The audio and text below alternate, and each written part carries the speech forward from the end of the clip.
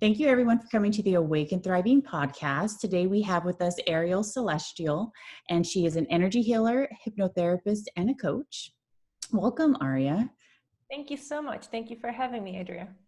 Definitely. And she's coming from London right now. So it is about 9 p.m.-ish over there. So thank you for staying up to be on the podcast with us.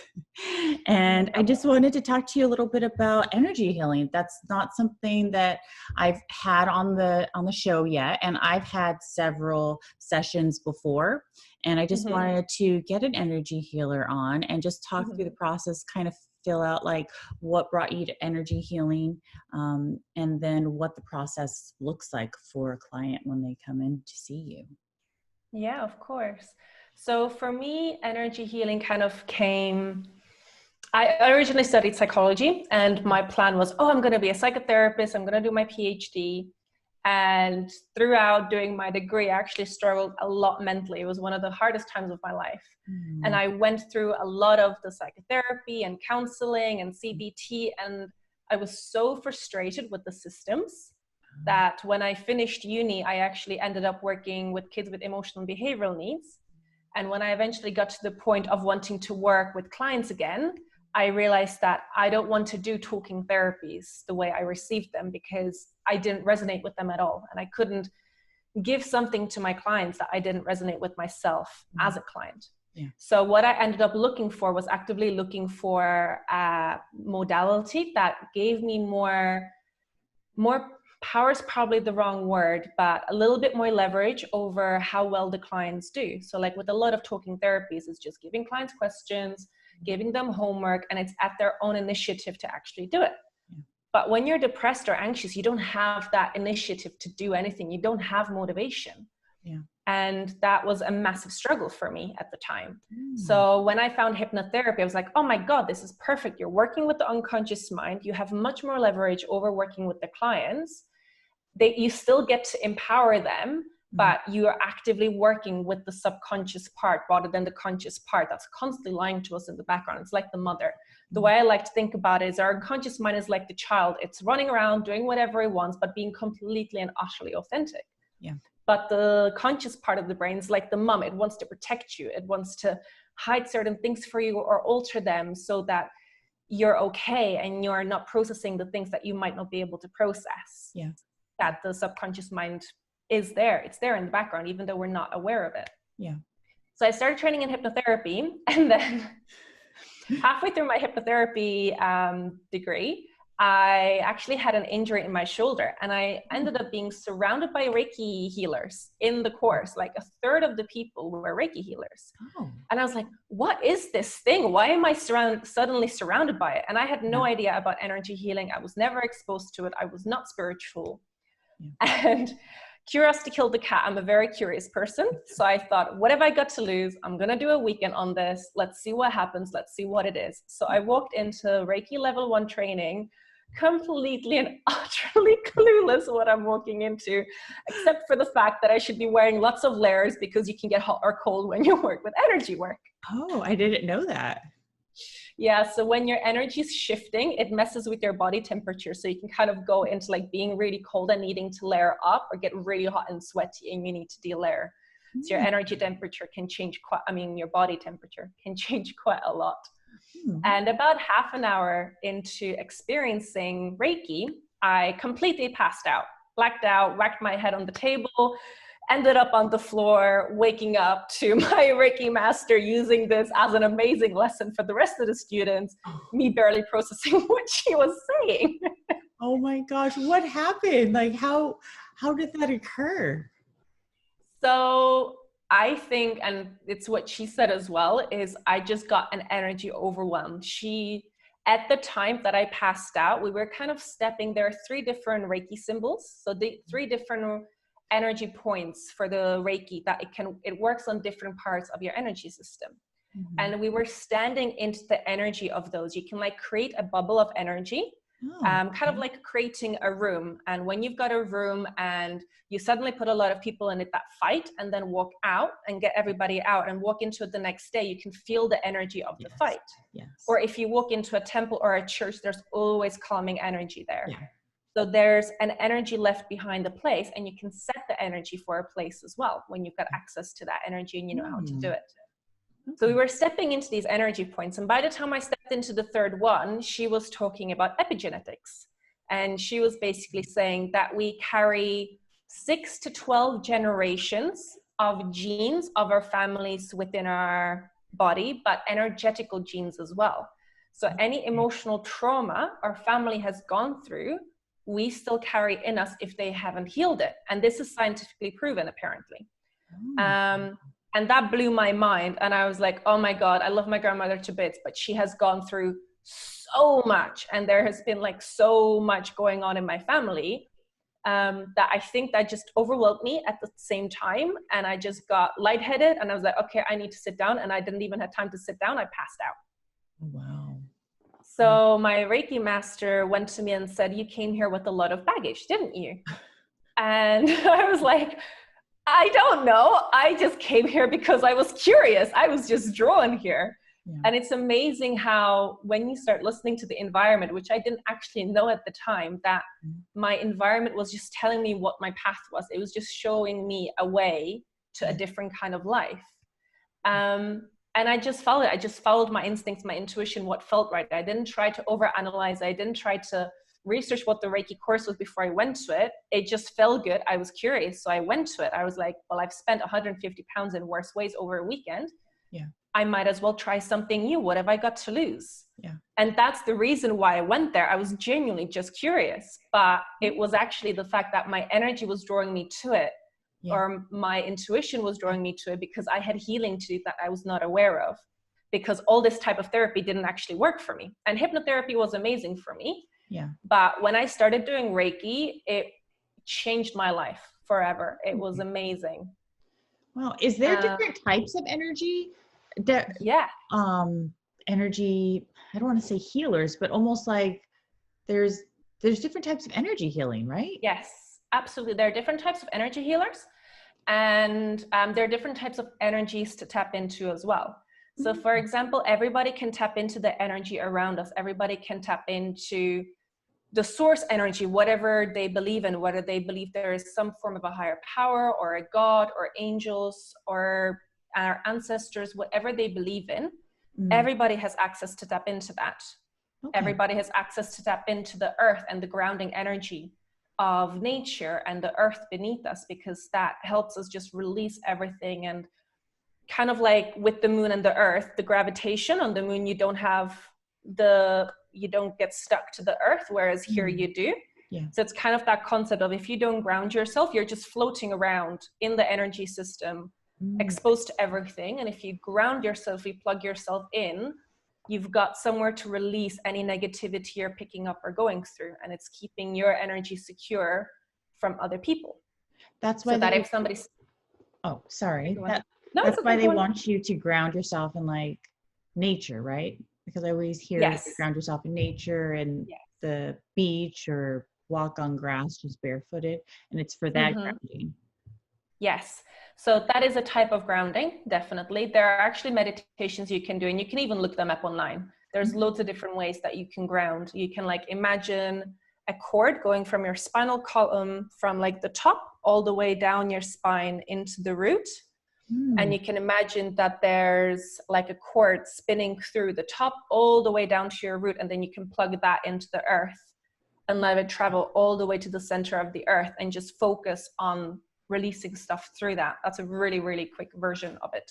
Oh, wow. Or like even just imagining that you're a tree and you're growing roots into the ground. That's a grounding technique as well.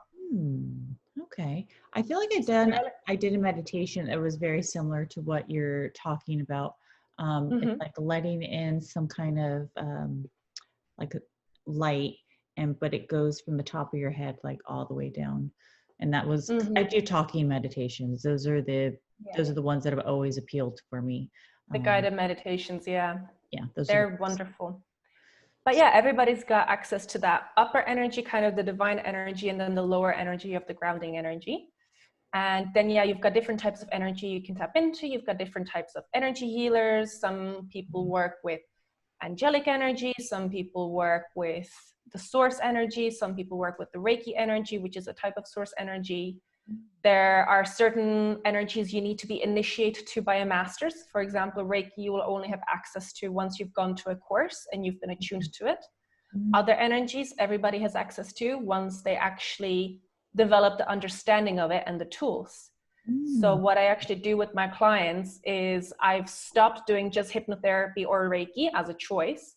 I do everything in one, and I incorporate energy healing, hypnotherapy, and coaching because I want to empower my clients to have the tools to look after themselves, to kind of become aware of the fact that what's happening around us, all the different experiences we have, all the good and the bad that comes, all the things that are happening to our bodies, all the good things and the bad things, it's just our environment communicating to us that something's not right inside. Our energy is not working properly, or our emotions, if you want to think of it that way, just think of if you have emotional blocks, something's going to start feeling weird, like heartbreak. The reason it's called heartbreak because neurologically, once you have the emotion of heartbreak, it's physically, it's the same thing in your body as if your heart was apparently actually breaking. You're experiencing physical pain because the emotional pain is so strong. And it's the same thing in your brain, the emotional and the physical, when it gets that strong. So if your emotions can create that, they can cause actual illnesses. And if we actually learn to listen to that before it gets really bad, before it gets chronic, and we work on it, we work on the part of our life that's causing that, then we can release that. And rather than having loads of surgeries and going to doctors and being stuck on medication for the rest of our lives, we can actually live a very happy, abundant, healthy life and a much more balanced, empowered life, because we've learned to understand, to communicate with our body and with our environment, and to know what that's saying to us and what it's trying to say and how it's guiding us. So yeah, that's one of the things that I really love to do with my clients, because obstacles are such a beautiful gift. They teach you something. Yeah, definitely. And that was one of the biggest lessons I've learned in my life. Obstacles are a gift. They are. It's like there was one metaphor that I really loved about a pulse. So when you see somebody's pulse in the hospital, if they're alive, it goes up and down. Like your emotions, when you're fully alive and living, your emotions are constantly going up and down. And when you're dead, the pulse is flat. And when we're emotionally not dead, but when we're emotionally flat, that line is flat as well. And that's not living. Just because you're unstable and you're not going up and down, you're just unstable, you're on that safe space, but not truly enjoying and experiencing life, then you're not fully experiencing, you're not fully living it. And I love that concept of you want your pulse to go up and down, and you want your emotions to go up and down, because every time you've learned something, your emotions peak and you have a massive breakthrough in life.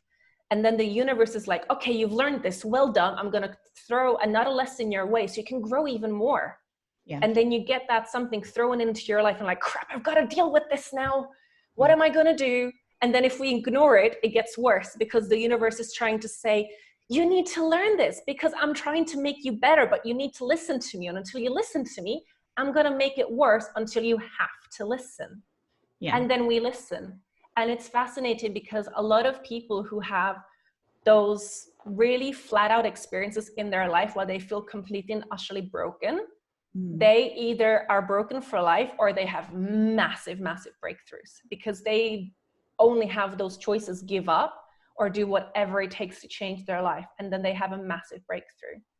And it would be so empowering for people to not have to go to that low of a dip, and to just realize it's just a process. If you just learn to listen and work with it, you keep growing and you keep expanding and keep being able to give more, and you keep being able to experience more.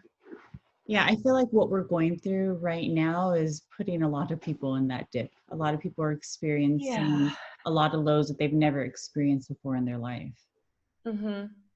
Yeah, so, definitely. And then a lot of people are having a lot of struggles with that. Yeah. And all the practitioners that I've been speaking to, a lot of them have, it's funny, they're all saying the same thing, that we don't listen to our body until usually the very end, and we need medication or we need to have surgery. If we just started listening to our body more and paying attention to the little aches and pains and addressing them, not necessarily, because when it's that minute, you won't really go to a Western medicine doctor. They can't really do anything for you. But if you just take like a holistic approach and start looking at it that way, you can maybe soften the blow of going to a Western medicine doctor and getting surgery or having Yeah. medications given to you. Yeah, absolutely. So what would somebody expect if they're coming in and they're having a session with you, like the very first session with you? What would they expect? I have a friend that's has an appointment to see an energy healer probably in about 2 or 3 weeks, and she's never had one before. Oh, amazing. Yeah. I think we're all very different, definitely. We all work different ways. We all have different techniques. Because I work with energy healing, hypnotherapy, and coaching, my sessions constantly change. But generally, my first session is usually very much based around getting to know the person, building that trust, and getting to know their energy and getting their energy to open up to me. So usually what will happen, we'll have a bit of a chat. We'll see what they want to work on, set any goals. And then I'll usually do like an energy scan of their whole system, balance out their energy. Because the way I work is like some types of hypnotherapy are very much like rapid, one session, get everything done. And although that can be amazing and can absolutely make life-changing progress, you're not actually teaching the client how to do anything. So what I do, sorry? Oh, I was like, so the client doesn't get a lot out of that if it's just one session? No, they absolutely do. Like some rapid transformational therapies, you can get so much out of one session. And it does make lifelong change. Like even with my hypnotherapy clients, sometimes one session and their issue is resolved. Oh, wow. Which is really amazing. Like when you're working with the unconscious mind, it's very, very powerful. But the client isn't aware necessarily of how it happened because it's so quick. Our conscious brain struggles processing it. So although it can make lifelong change, the client hasn't necessarily learned any habits in their life or built up any awareness. So what I like to do is how I work with clients is I work with my clients over a long period of time when they really want to commit to change and they want to empower themselves in their life. So usually the first few sessions are about building up their energy, balancing it out, teaching them how to do it themselves so they can maintain their energy in a good place. And then we can start working on the deeper stuff while they learn all these different tools and techniques and this awareness around this is what the environment is saying. What does that mean? And kind of going through those, okay, so suddenly I have all these people demanding money of me. These guys are really angry with me. And these guys are suddenly like not wanting to spend any time with me. What the hell is going on? And some people feel like very much, I'm just having a bad week. But what I'm trying to teach them is, but what is that showing you? What is happening within you that needs some attention? Like maybe you need to take care of yourself a little bit more. It might be that you're running yourself to the ground and working God knows how many hours a week and not setting any time aside for yourself. And your body is screaming at you that actually you need to, because otherwise everybody's going to start being horrible because you're not fulfilling yourself. You're draining that. So you're creating an energy, you're opening yourself up to all the abuse from the outside as well. And that's kind of how I work with my clients over like a longer period of time and then empowering them. So usually they don't end up coming back to me because they've learned the tools to work with stuff. So unless something major happens, they don't actually need to come back to work with me again. I feel like teaching someone that would be such a valuable tool to have. And because I do that now too. There's things that occur in my life and I'm like, I feel like there's something going on here. I need to like look inside a little bit more and figure out which direction I need to go and how to handle this. So to teach someone that's such a valuable skill because that took me years because it's really listening to your intuition, listening into what's it really saying on the inside to you. And that takes a lot of self-reflection. That takes a lot to do. It does. And it takes a lot of courage. So my clients are definitely a select few of people that really, they want more from life. They might not know what their dreams are. They just know they want more. They don't want to stay stuck in the loop that they're in. And they're willing to do whatever it takes to change that. They're willing to learn the tools and willing to develop the awareness around it. When I have clients coming to me, come fix me.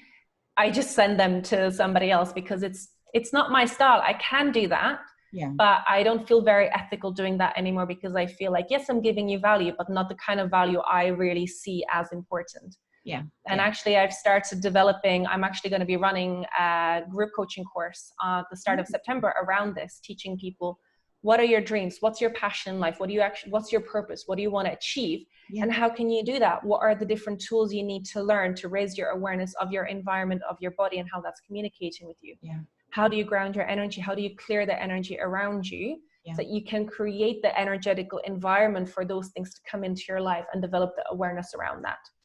Because I realized I was teaching all of my clients this, and I was like, why am I doing this one-to-one? They can get it so much cheaper on group coaching and actually have accountability partners, accountability groups, where they can do this together and they can ask questions, they can have sharing circles. And I'm so excited. It's going to be amazing. That's going to be great, because I feel like that component, it's because there's all this like talk of like write out your stuff, but what people are forgetting a lot of the time is the energy. Like you have to put intention and that energy into it in order for it to like come about, even being but being able to be taught that. Because what I didn't realize for a very long time is a lot of society can't feel energy. They don't know it's there.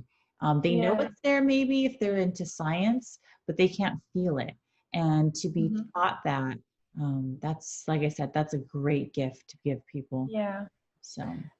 And it's not necessarily about feeling the energy. There are some people who can develop the awareness of communicating with the environment and developing the understanding, what's my body saying? Like one of the amazing books that I've been recommended when I was studying was Louise Hay, Heal Your Body. Have you heard of that one? No, I haven't. No? So that book actually focuses on, it's kind of like a dictionary of different ailments, from headaches to chronic diseases. And it tells you what the energetical cause of that might be, and it gives you affirmations to work with. Now, although affirmations are great, I don't necessarily think they can heal everything. Yeah. But what's really powerful with that is when you still don't have the awareness of, okay, this is happening, so what does it mean? You can refer to the book and go, okay, so this is what, I've got a headache, my eyes are sore, I've got back pain, or there's a certain part of my spine that hurts, or I sprained my ankle. And you can look that up and see what might be causing it. So for example, I had acute sinusitis for like a year. I was constantly on antibiotics. I was like, what is happening? What's going on? Like I was doing all this healing and it wasn't going away. And when I looked it up in the book, it said that it's a resistance to change. And there was so much change happening in my life around that point. I was at risk of redundancy. I was changing my job. I was moving cities. Everything was changing, and so much stability was leaving as well, that my whole body was going into contraction around it and screaming at me, something's going on, please listen. And when I developed that, I was able to actually work on it, and the pain went away so much more. And now whenever it comes back, I know, oh, I'm resistant because there's change happening and I'm not going with the flow. And that's amazing to develop that awareness. And it's great that there are so many resources out there. So those are the kind of things that I'm going to be going through in the kind of group coaching, giving resources and stuff like that. So people develop that awareness and they've got the resources to go to later on their own. I'm going to, that book, I'm going to definitely get that book, because that's. Yeah, totally. I'll send you the link later. You can pop it in the notes in case people want it as well. Yeah, that sounds really interesting. Okay. And is there any kind of like stories you want to talk about with any of your clients or anything like that any of our listeners can learn from? So one of the stories I think is actually my most recent story at the moment. I was recently diagnosed with a life-altering diagnosis, and it was just at the start of COVID, around, I think February or March, that it happened a few months ago. And I'm actually currently in Bali. So I used to live in London, but I went traveling last year. I became a nomad. So now I'm currently in Bali. And I just went from Thailand to Bali when COVID kind of started kicking off. And I suddenly, completely out of the blue, get this diagnosis where essentially I need to be on medication for the rest of my life so that I don't die. And otherwise I would have had like a few years without the medication. I was like, okay, But plot twist, there was no medication available in Bali because it was during the COVID outbreak and there was no medication available. I was in a third world country where the medication isn't that great anyway. They use medication from like years ago, which isn't even used in Western medicine anymore. Wow. And I was faced with the massive decision of, do I go back to the UK where I have no base because I sold all my stuff, I got rid of my house, I put everything into a backpack and I went traveling because that's the lifestyle I wanted to have. I wanted to help people while I traveled the world, learning from teachers all over the world and learning from all these different cultures and experiences so I can grow myself more, so I can give more. Yes. And that's why I took this lifestyle.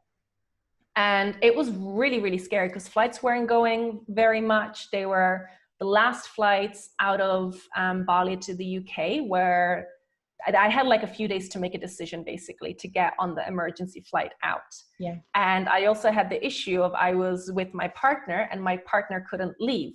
So I would have to go to the UK, self-quarantine for 2 weeks with this very new diagnosis, having nowhere to stay, having no stable income because everything changed. Yeah. And not even knowing if I could get the help in the UK that I needed because of the outbreak. Yeah. So that was really scary. And then I kind of tuned into it. I did some meditations and healings. Yeah. And I just tuned into my intuition and I said, okay, I'm going to stay and I'm going to treat this in a holistic way rather than the Western medicine way. Mm-hmm. And that was actually my original plan anyway. I wanted to heal it.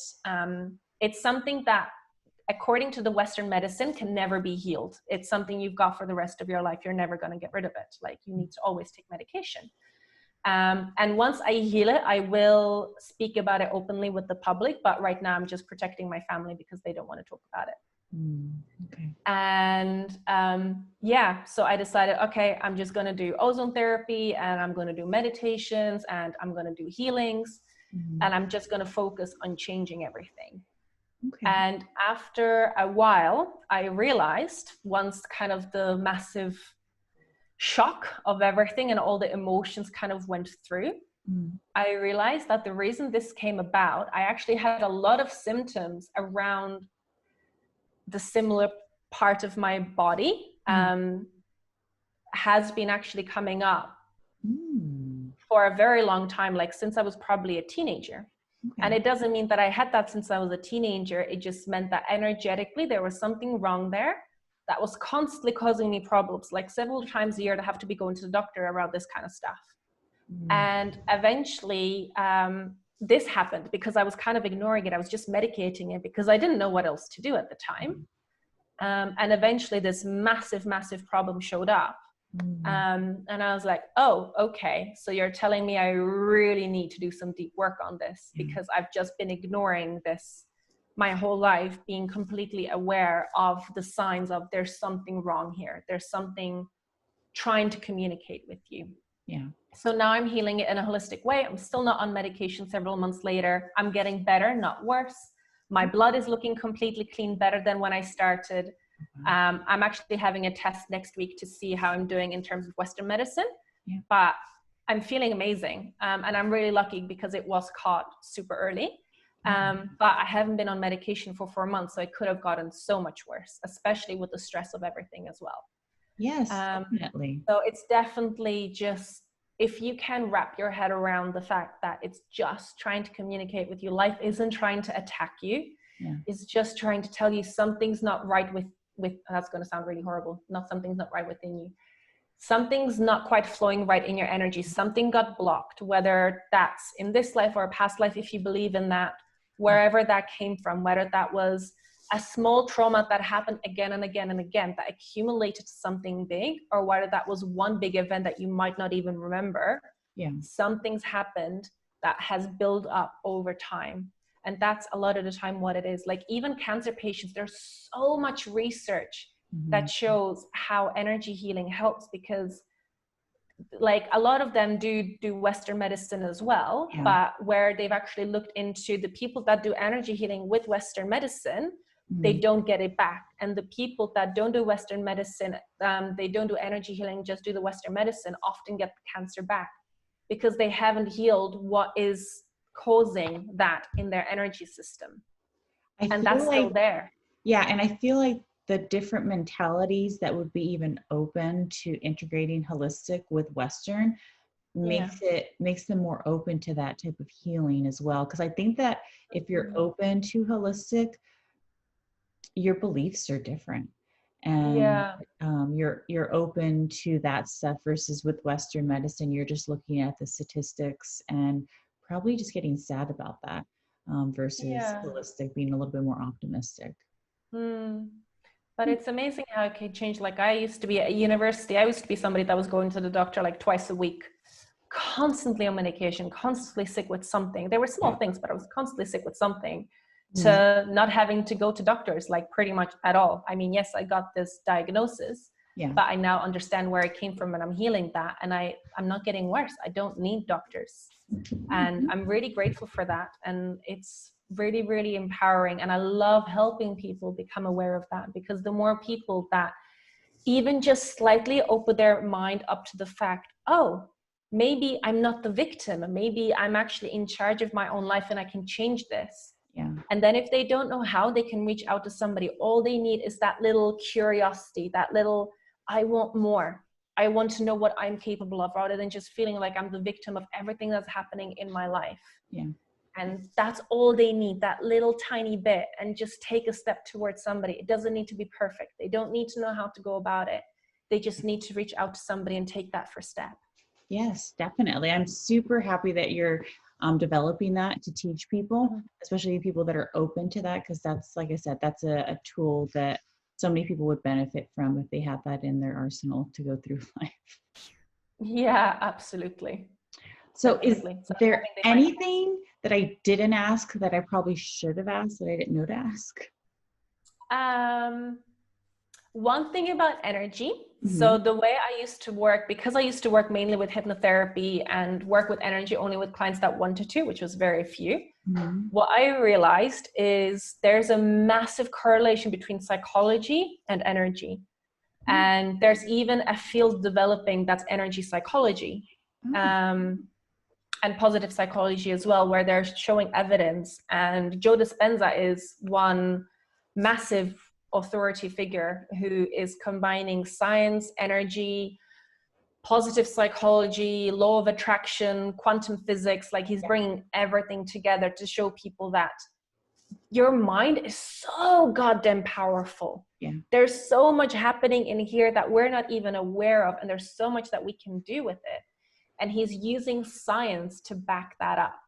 Mm. So there is a massive correlation. And a lot of the time I would just be explaining to clients energy stuff through psychology terms. Yeah. And it's amazing how much of a correlation there is between the two.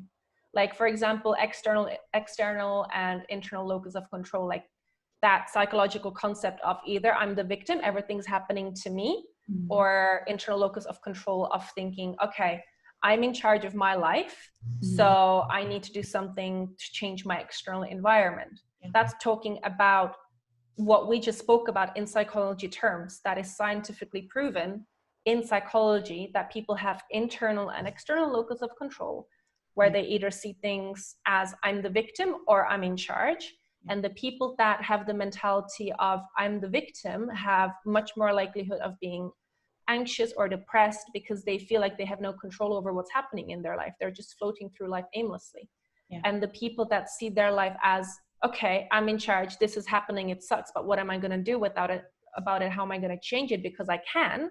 Yeah. Their mental health is much better, and their happiness levels are much better because they've got that mentality.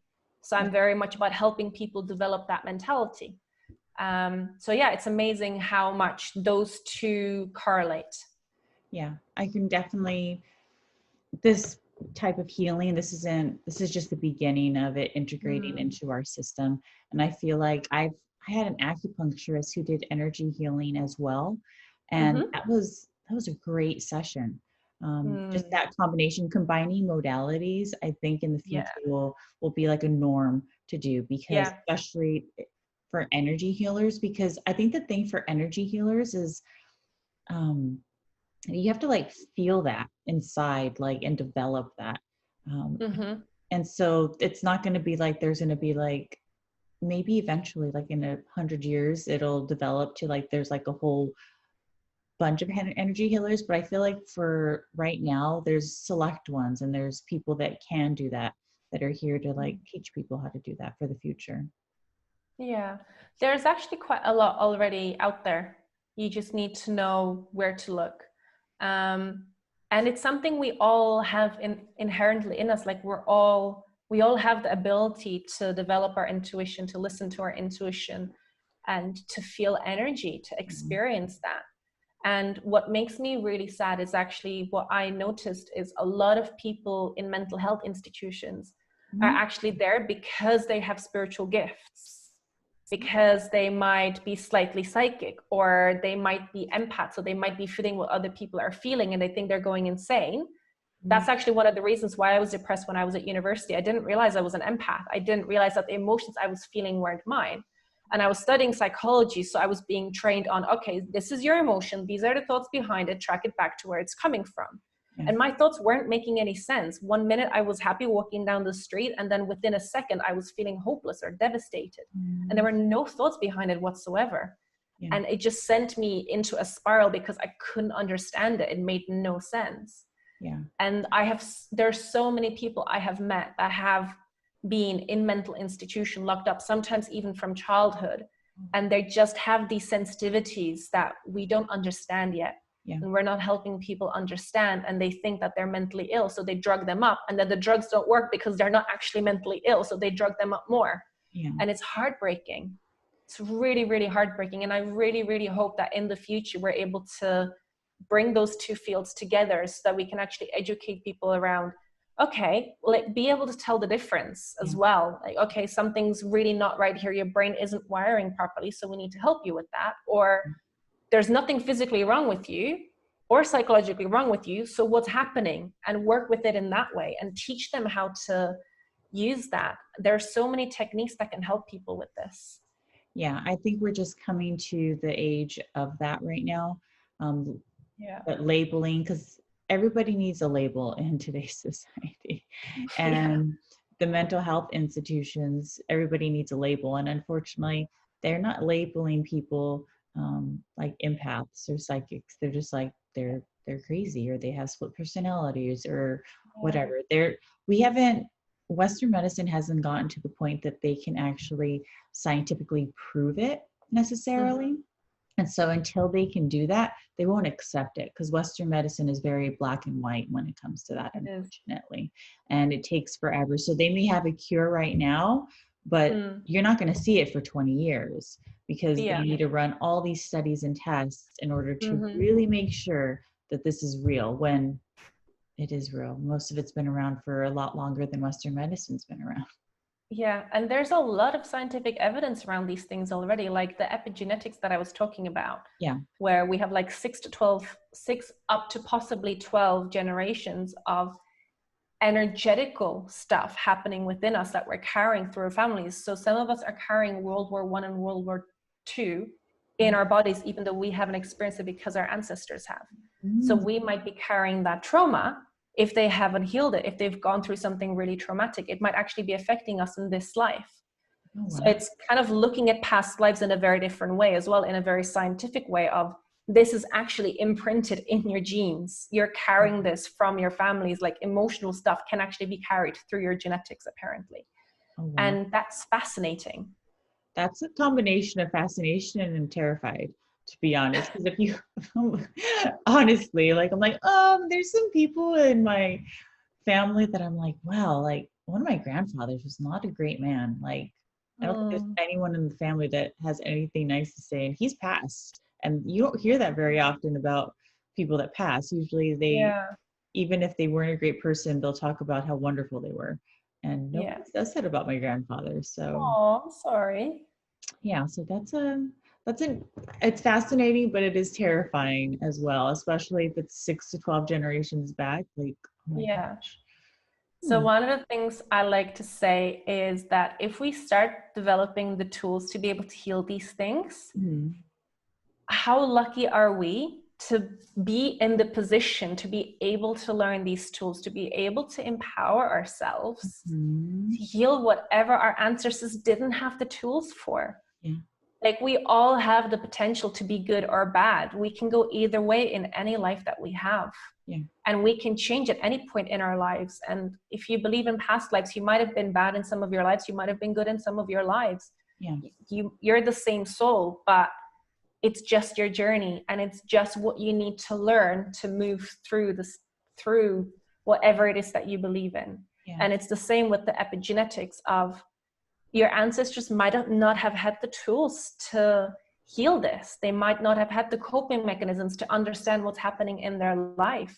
And I very much believe in monsters aren't born, they're created through their experiences. Yeah. They might have gone through something that really messed with them. Like, for example, empathy. If you don't develop it by a certain age, that part of your brain actually dies off. So it's very, very difficult to learn it because it hasn't been active. The neurons haven't been firing there. So that part of your brain dies off because it thinks it's not important, and new pathways are created. Every single thing that we do, every new pattern that we learn, every new emotion, every new memory, it has a physical imprint on our brain. But if nothing's happening in that area, then that part of the brain isn't active. So if somebody never learns empathy because they've just received abuse their whole life, yeah, how are they supposed to learn empathy? Where are they supposed to learn it from? Because we learn from our parents. Yeah. Even if it's something that we're born with, we still need to practice our skills. We still need to see what's happening and learn from that. Yeah. And if we can't do that, then things happen in our lives, and we learn to cope either by going really, really quiet and becoming a really, really shy person, or going the other way where we become really aggressive. Yeah. And it's just a coping mechanism. And it's when I was actually studying psychology, I wanted to work in forensic psychology because I wanted to work with criminals who've had all these horrible experiences in their life. And it breaks my heart that they're being imprisoned, they're being punished for all these things. And don't get me wrong, yes, you've done something wrong, you need a lesson, you might have killed somebody and ruined a whole family's life because of it. Yeah. But also that person can potentially learn the tools and be healed, so that they don't need to keep repeating that pattern. And jail doesn't solve that issue. They just lock them into the same patterns that they've got, and they give them the space to magnify them. Yeah. Yeah. So yeah, it's a part of my life I really wanted to go into that to help them. And they are developing strategies around this, to be fair. So hopefully in the future, we're going to have strategies around that too. Wow, that'd be great, because they're really not breaking any cycles there when they send people to jail.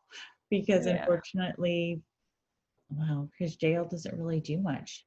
And it's odd. I don't know how it is in London, but I know over here, especially in California, they legalized marijuana, but there's so many people in jail right now on long-term sentences for marijuana, which I feel so weird.